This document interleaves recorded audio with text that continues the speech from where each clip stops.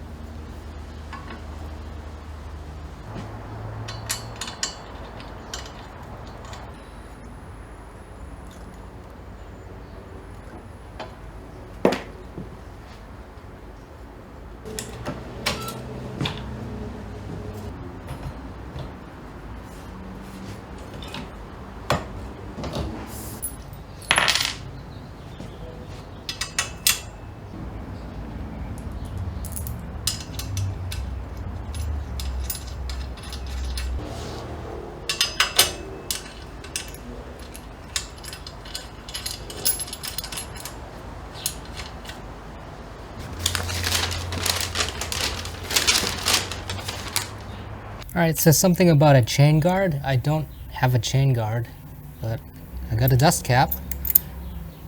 Two, what is this? This little thing.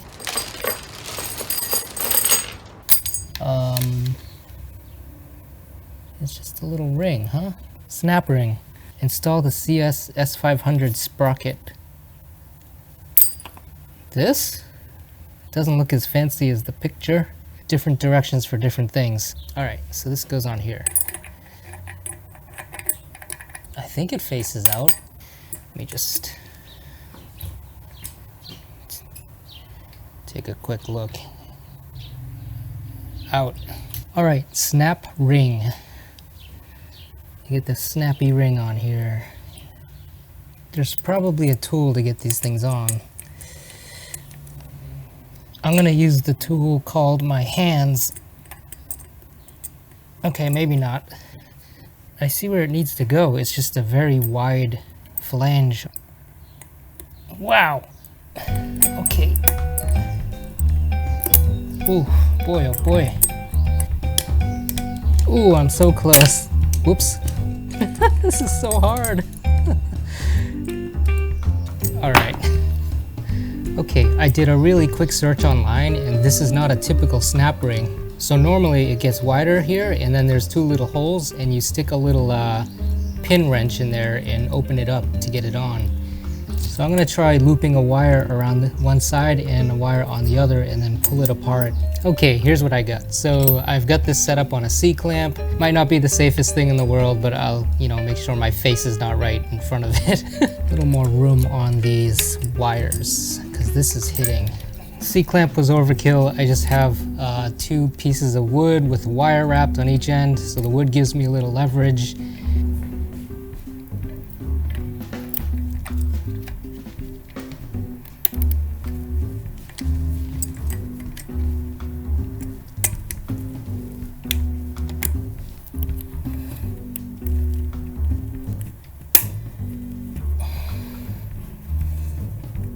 It's on there, I just gotta get this wire off now. Ah, okay. It looks to be seated properly. Man, was that a pain. Now I just gotta get the disc brake on. Hopefully that's a little easier. Oh wow, interesting. There's a warning on here, and I think the warning is telling me how sharp this side is, and that is super sharp. I assume the flattest side goes on the side, yeah, goes like this.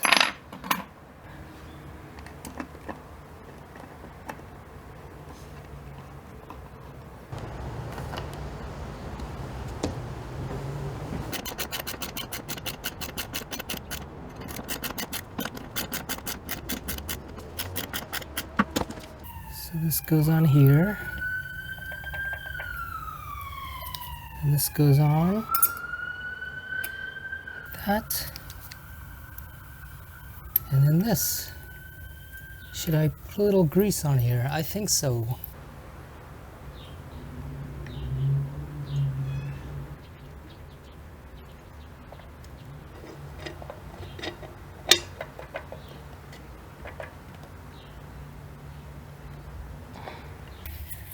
Okay, that's it. Looks like this is a little easier. It just goes on here, and then the screws hold it on. On the back there was an adapter and then kind of like a washer with holes in it. And on the front, it's just, it looks like it mounts directly on.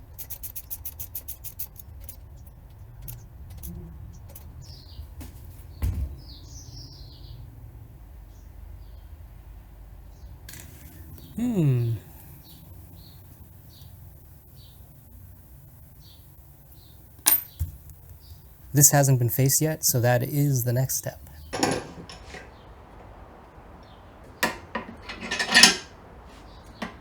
In the last video, this vise was giving me a lot of trouble. It was wobbling this way. So I found out that there's a center screw that this pivots on, and that was loose. And then what I did on this side is I drilled a hole straight through and installed a bolt to also hold it, because I don't need this to swivel.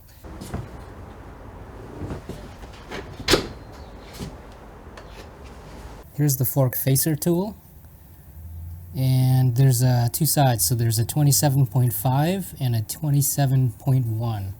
Pretty sure we want the 27.1.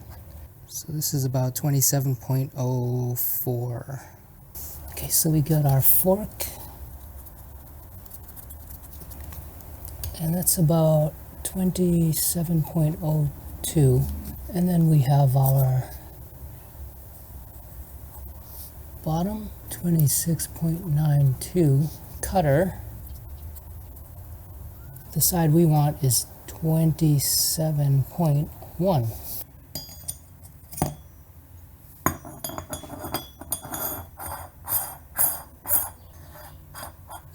Okay, so you don't want to tighten this down too much. Tightening this would tighten the collar that's in here. Okay, I got my 27.1 side up.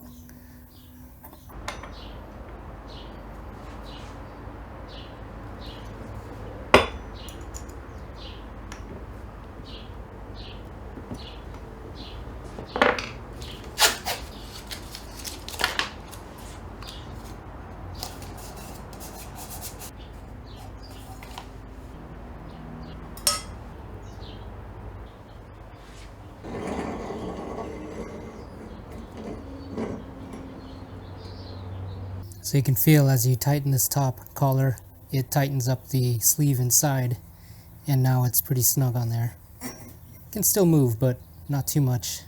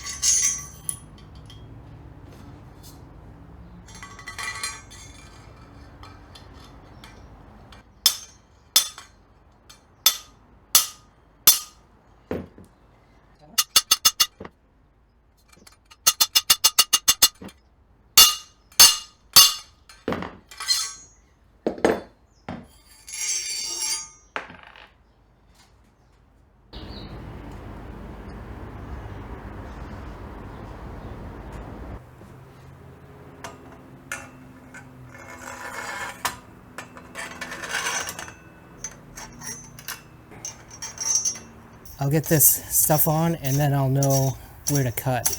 All right, something seems wrong here. Why is that? Okay, so this too is a crown race. So this is a different size crown race for another fork. It would go down here for a different size fork. So I don't need this at all. This goes straight down onto here.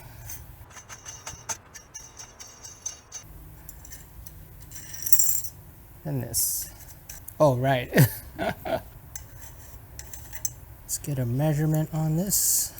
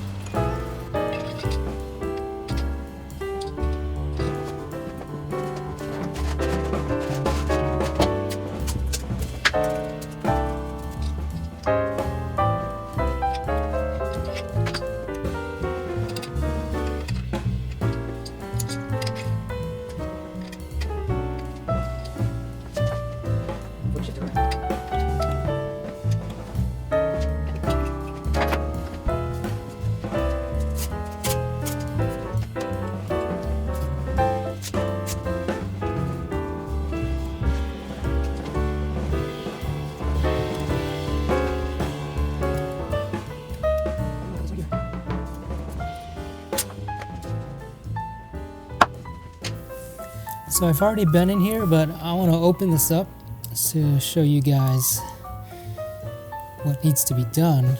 I know that it has to be cut from this side because I've opened up the other side already. And the other side has one of those lead lugs at the end. So we've got about 50 millimeters of cable extension. Actually, I should measure from here to where the clamp is in first gear. Yes, 40.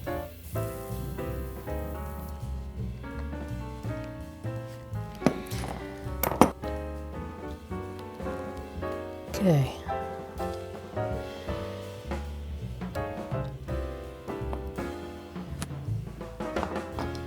So at first I was worried. I thought this sleeve didn't come off. I thought it was melted on there, but it does come off. There it goes. Should I pull it all the way off? Sure. Alright, so I do need to take this end apart in order to pull the cable out. And I've already had this apart earlier just to see how things worked. And when I took it apart, I actually broke a part of it.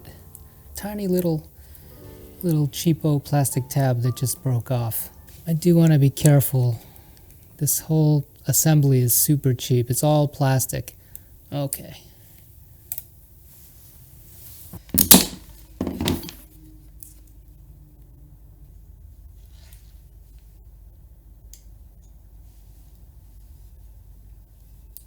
Okay, we can get the cheapo cover back on here. Literally just this one screw holding it on. Seems to be alright for now. I don't prefer this type of shifter. I would have liked a thumb shifter, but couldn't find any. Like all the space this takes up here for the grip, I'm gonna need to make a special grip for this. I may still look for an actual thumb shifter that's compatible, but eh. You guys are probably familiar with these little guys. They usually go on the end of the cable to keep it from fraying.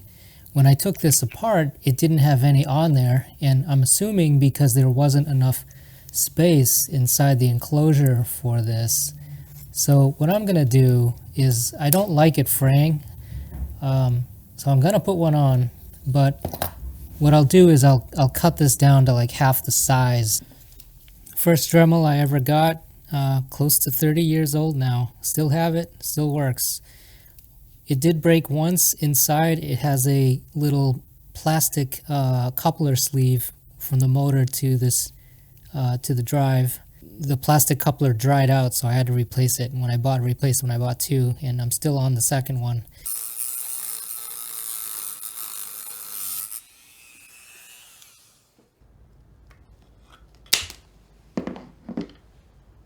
Here's my mini fray cap.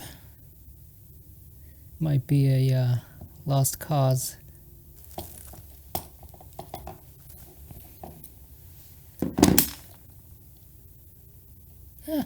Seemed to work.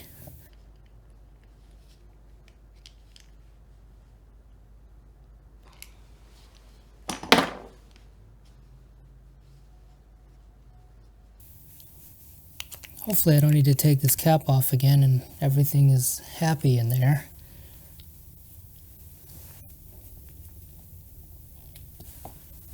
For anyone wondering, the way this works is there's a pin that goes in here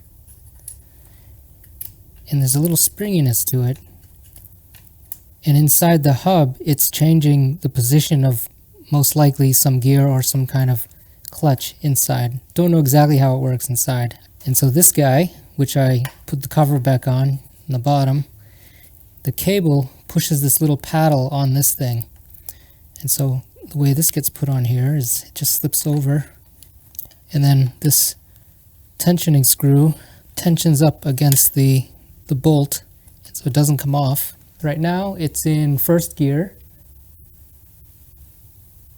so I'm going to change to second,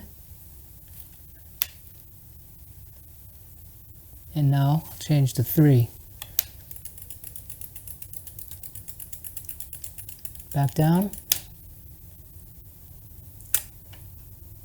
And if you can hear the click inside the hub, it does actually change.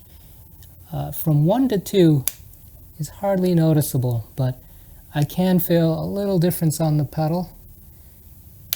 And then of course, in third, you can really hear it, because for whatever reason in third, it does that little clicky freewheel sound. I've got my cable set up and routed, so we'll start with the shifter. Comes down here, then down the down tube on the right side, the right chainstay, and then to the shifter in the back. Then the right brake comes down here, then the down tube on the left side, the left chainstay, and then to the back. Then the front brake, pretty simple, down here, and then to here. This here is a cable guide. These get brazed onto the tube and they hold the cable in position, but I've got these straps on here to test the position of where I might want these to go. Here's the strap for the front, so I'll stick one of these on eventually and it'll hold the cable in place right here. And here's a better look at the right side where the shifter is. So I have one strap here, but I will eventually have 2 guides like this holding the cable.